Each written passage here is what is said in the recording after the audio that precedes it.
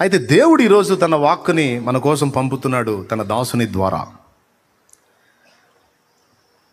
వెనకున్నవి అనగా గతములో జరిగినవి, నువ్వు చేసినవి, నీకు జరిగినవి, నీవు పొందినవి సమస్తము విడిచిపెట్టు అనే మాట అన్నాడు ఆయన. వెనకున్నవి మరిచి వాటిని విడిచి ముందుకు సాగిపో, ముందున్న వాటి కోసం వేగిరపడు అనే పిలుపునిస్తున్నాడు ఆయన.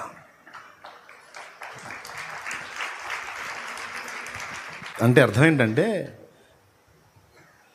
ఎక్కడైతే కూలబడ్డావో, ఎక్కడైతే ఆగిపోయావో, ఇక అంతటితోనే నీ చరిత్ర క్లోజ్ కాదు.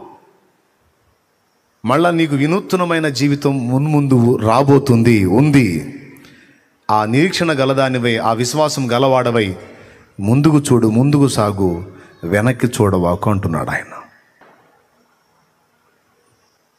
ముందున్న వాటి కోసం వేగిర పడుతున్నాను, వెనకున్న వాటిని మరచిపోయాను అంటున్నాడు ఆయన.